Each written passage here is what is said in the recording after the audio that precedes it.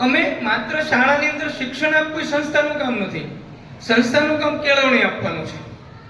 8 દિનની અંદર એક પીરિયડ અમારો આખો એવો જતો હોય કે મેં એક લીટી ન ભણાવી હોય, આખો પીરિયડ એને સમજાવ્યો હોય, એની વાતો જ કરી હોય, આપણે સંસ્કૃતિની વાતો કરી હોય, આપણે ઇતિહાસની વાતો કરી હોય, રામાયણ મહાભારતની વાતો કરતા હોય. ઘણીવાર એવું આજ ભણાવવાનો મૂડથી જ આવે કે આજે આપણે એટલું ભણાવી નાખવું છે, પણ અંદર જાય તો પરિસ્થિતિ ક્લાસની આખી અલગ હોય. છોકરાએ દેકારો કરી મૂકેલો હોય, 2 છોકરા જેમ બાંધે, આપણે જઈએ તો બાંધેલા હોય, એટલે અમે ભણાવવાનું ઘડી મૂકી દઈએ અને એને સમજાવી, એની સાથે બધા વિદ્યાર્થીઓને એને સાર લેતા હોય છે. આને છે ને ભણાવવા, આ ભણે તો છે જ તે, આને નિયમિત કરવાની છે.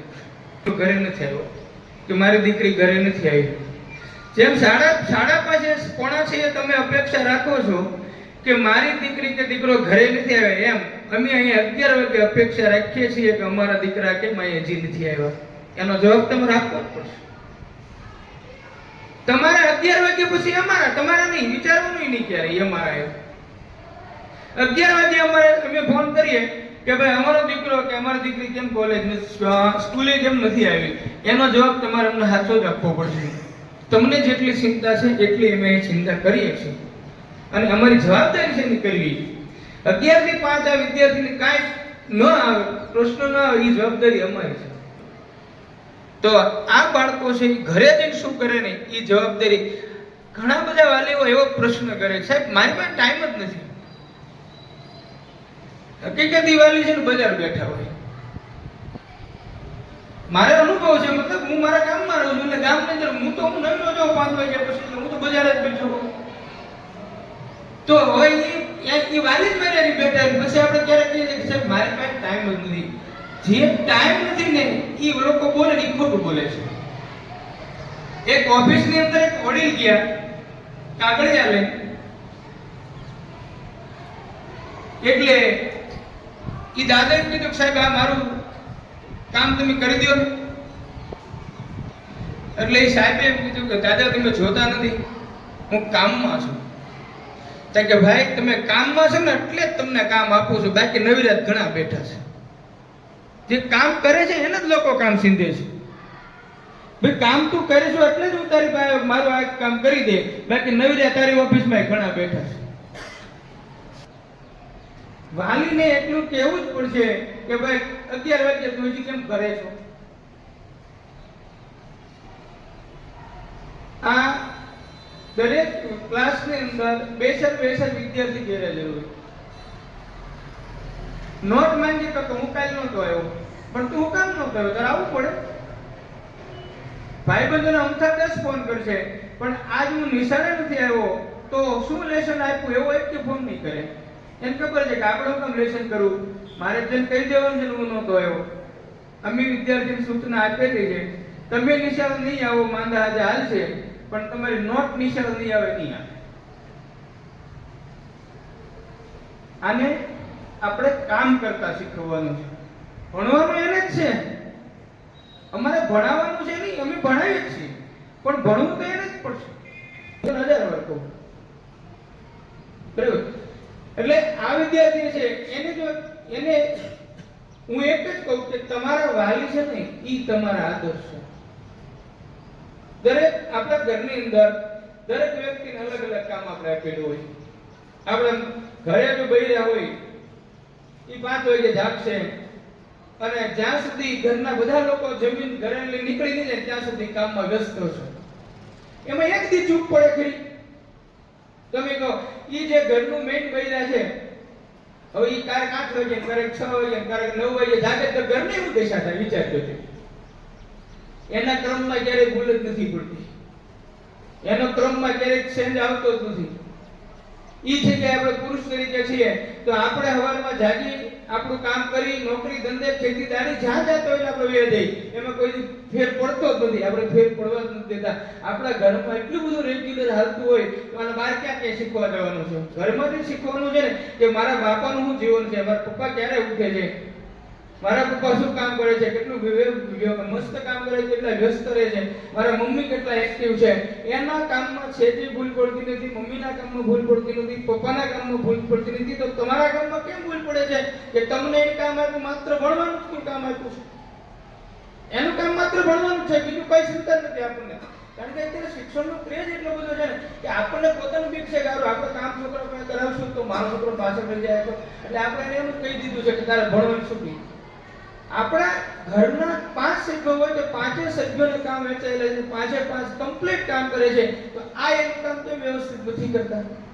એ કે પેલા છે છોકરા માવતરથી બીતા, હવે છોકરા માવતરથી મા બાપથી બીતા જ નથી. બોલો, એટલે માવતરોએ મારવાનું બંધ કરી દીધું, એટલે શિક્ષકો મારવા પડતા હતા. માવતરે હોટી મૂકી એટલે શિક્ષકોએ હોટી પકડી. અને હવે યુગ સમય એવો આવી ગયો કે શિક્ષકોએ હોટી મૂકી દીધી, પોલીસ વાળાએ પકડી દીધી.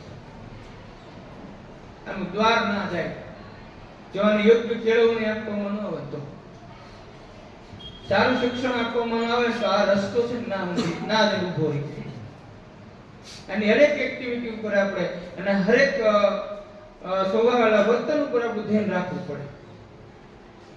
આપણે બધા એવું નથી દરેક બાળક 90% નહીં લાવે, દરેક બાળક નોકરી નહીં મેળવે, પણ એક આદર્શ નાગરિક તો બનાવવું પડશે. એક સંસ્કારી બાળક તો આપણે બનાવવું પડશે. આપણો બાળક સંસ્કારી હોય એવું તો આપણે જોવું પડશે ને. ખાસ રાત્રે ને રામનો શો ભજવવાનો હતો, નાના રામનો શો ભજવવાનો હતો, રામની બાળલીલા ભજવવાની હતી. હવે બપોરે ખબર પડી કે એનો રામ જે છે ને છોકરો બનવાનો એ બીમાર પડી ગયો. એ છોકરો બીમાર પડી ગયો, ટિકિટો બધી વેચાઈ ગઈ, ગામમાં જાહેરાત થઈ ગઈ, લોકો સાંજે આવવાના તો જવાબ શું કરવો? એટલે ડાયરેક્ટર કોર્ટ સામે મળ્યો હતો, એને કીધું કે આપણે ગામમાં જઈએ અને ગામમાં કોઈ રામ લાગે એવો છોકરો બચી. એટલે ઘરે ઘરે ફરતા રહ્યા. એક ઘરેથી એક નાનો એવો છોકરો ડાયો રૂપાળો લઈ ગયો. એટલે એને કીધું બેન તમે દીકરો આપશો આજની રાત પૂરતો? ત્યાં શું કરવો? તો આજ મારે ને રામ બનાવવો, મારે શો ભજવવાનો છે, એમાં મારે ને રામ બનાવવો. કઈ વાંધો નહીં, લઈ જાઓ, રામ બનાવતો હોય તો વાંધો નહીં. લઈ ગયા, શીખવાડી દીધું કે તારા રાતે એટલી આ રીતે નાટક ભજવવાનું છે. એને નાટક ભજવું, શો પૂરો થઈ ગયો. હવે હું રામનું પાત્ર ભજવું. તાળીઓની ગડગડાટથી છોકરાના ફૂલના હાર કરે, બહુ મસ્ત ભજ્યું. બધાએ વખાણ કર્યા. ધીરે ધીરે સમય વીતતો ગયો. એ વાતને 25 વર્ષ થઈ ગયા. 25 વર્ષ પછી ફરીવાર એ ભવાયા ઈ જ ગામની અંદર આવ્યા.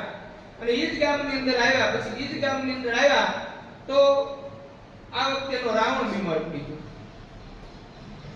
એટલે એને ફરીવાર કીધું કે આપણે રામ બીમાર પડ્યો, રામને ગોત્યા છે, આજે હવે રાવણને ગોતવો પડશે. કે એક છોકરો એવો યુવાન જો છે કે રાવણનું પાત્ર ભજ્યો. હવે રાવણને ગોતવા નીકળ્યા. હવે રાવણને ગોતવા ઘરે ન જવાનું હોય, એ તો બજાર બેઠા હોય. એટલે એમાં 7-8 જવાન તો બેઠા છે. એમાં એક છોકરાને પસંદ કર્યો કે ભાઈ તારે રાવણ બનવું? તો રાવણ બનવું. તો કે અમે તને બધું શીખવાડી દઈશું. હાલો હું રાવણ બનવા તૈયાર છું. રાવણને ઘરે રજા ન લેવા જવાની. એની સરસ મજા એને શીખવાડી દેવામાં આવ્યો. એને આવે હું રાવણનું સીતામાનું હરણ કરવાનો સીન ભજવવાનો હતો ને આવે હું ભજવું. એમાં કઈ ઘટે નહીં. શો પૂરો થયો એટલે બધા તાળીઓના ગડગડાટ બધા છોકરાને સન્માન કર્યું. એનો ડાયરેક્ટર તો બહુ ખુશ થઈ ગયો. એટલો આનંદ હતો, બધા ગામ આખો આનંદમાં હતો. ભાઈ તું તો આખો દી આટા મળતો પણ જતો હોય, ખરેખર બહુ મસ્ત ભજ્યું. હવે બધા આનંદમાં હતા. એ છોકરો યુવાન ખૂણામાં ઉભો રોતો હતો. એને હાથમાં આવું પડી ગયા. તો બધાએ કીધું તારે ક્યાં રોવાનું છે? તે તો સરસ મજાનું પાત્ર ભજ્યું અને તારા તો બધા વખાણ કરે, રોવે ક્યાં?